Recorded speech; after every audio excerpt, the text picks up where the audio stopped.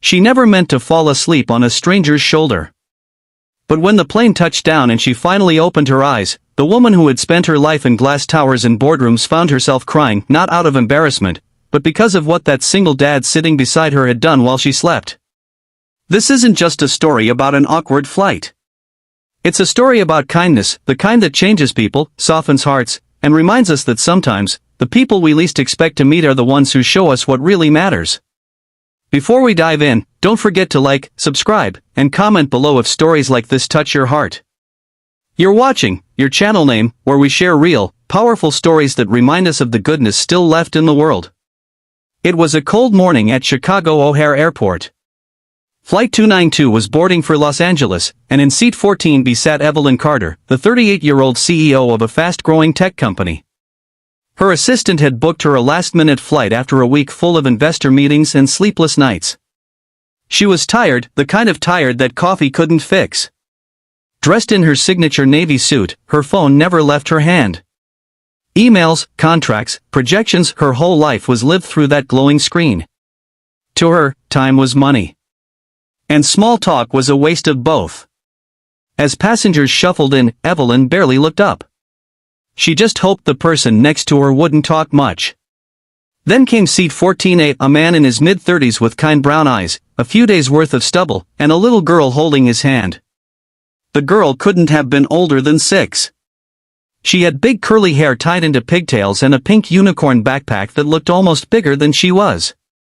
"Hi there," the man said, smiling as he helped his daughter settle by the window. "Sorry if she gets a little restless." "Long flight." Evelyn gave a polite nod, eyes still on her phone. "I'm Daniel," he added. "And this is Lily." The little girl gave a shy wave. Evelyn smiled faintly and went back to her emails. But something about the way Daniel gently adjusted his daughter's blanket caught her eye. It was tender, patient, the kind of love she rarely saw in her world of deadlines and deals. As the plane took off, Lily fell asleep almost immediately, her head resting on her dad's arm. Daniel looked out the window, lost in thought. He didn't touch his phone once. About an hour into the flight, the cabin lights dimmed. Evelyn felt her eyelids growing heavy. The hum of the engine was almost hypnotic.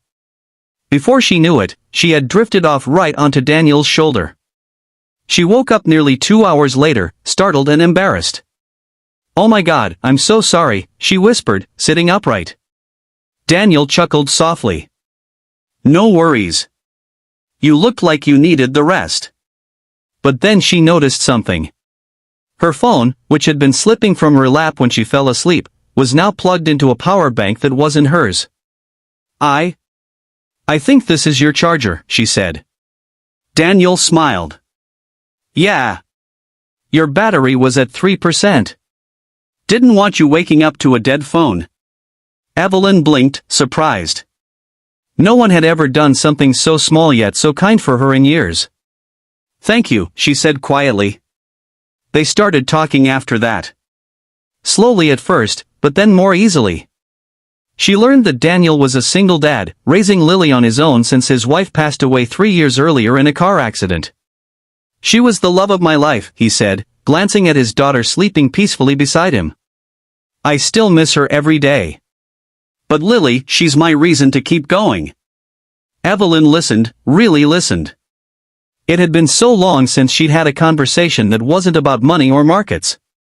She found herself opening up too, telling him how her work had consumed her life, how she hadn't seen her parents in months, and how success somehow felt emptier than she'd imagined. For the first time in a long time, Evelyn felt human. When the flight attendant came by with snacks, Daniel ordered a juice box for Lily and declined anything for himself. Evelyn noticed. Later, when he went to the restroom, she quietly told the attendant to charge her credit card for their meals. When he returned, his tray table had a sandwich, chips, and a soda waiting. "I didn't order this," he said. Evelyn smiled. "Consider it my way of saying thanks for the charger and for sharing your story." He looked touched, maybe even a little embarrassed, but he nodded. "Thank you. That's really kind." As the flight went on, they talked about everything from raising kids to chasing dreams. Daniel told her he was working 2 jobs, one at a hardware store and another delivering packages, just to keep up with bills and Lily's school tuition. She loves her school, he said. It's small but really good for her. I'll do whatever it takes to keep her there. Evelyn felt something tug inside her chest. Here was a man who had lost almost everything but still radiated hope. She couldn't remember the last time she'd met someone so genuine. As they began their descent, Lily woke up and stretched, rubbing her sleepy eyes. She looked at Evelyn and smiled. "Did you sleep good?" she asked innocently. Evelyn laughed softly. "I did, thanks to your dad's shoulder." When the plane landed and passengers began gathering their bags, Daniel thanked her again for the meal. "Hey," Evelyn said before they parted ways. "Do you have a business card or something?" Daniel chuckled. "I'm afraid I don't have fancy cards like you." She smiled. "Write your number down then. Maybe I can send you something." He hesitated, then scribbled it on a napkin. "Sure. But you really don't have to." "I want to," she said. They said goodbye at baggage claim, and as she watched him lift his daughter's small suitcase, something inside her shifted. The next morning, Evelyn couldn't stop thinking about Daniel and Lily. She sat in her office, surrounded by glass, steel, and silence, and realized how far she'd drifted from the things that really mattered. That afternoon, she made a call. 3 weeks later, Daniel received a letter in the mail. Inside was a handwritten note and a check. "Dear Daniel," it read. "I haven't stopped thinking about our flight. Your strength, love, and kindness touched me deeply. Enclosed is something that might help with Lily's education. Please don't think of it as charity. Think of it as an investment in kindness, in people like you, who remind the rest of us what really matters. With gratitude. Evelyn Carter." The check was for $25,000, enough to pay Lily's tuition for several years. Daniel was speechless. He picked up his daughter and hugged her tight. "See, sweetheart? There really are good people out there." But that wasn't the end. Months later, Evelyn was speaking at a leadership conference in New York. When asked about the most important lesson she'd ever learned, she didn't mention business strategies or innovation. Instead, she told the story of a flight from Chicago to Los Angeles and how a single dad and his little girl reminded her that success means nothing without compassion. She ended her talk with these words. "Sometimes, the smallest acts of kindness, offering your shoulder, sharing a charger, or listening to someone's story, can change more than a moment.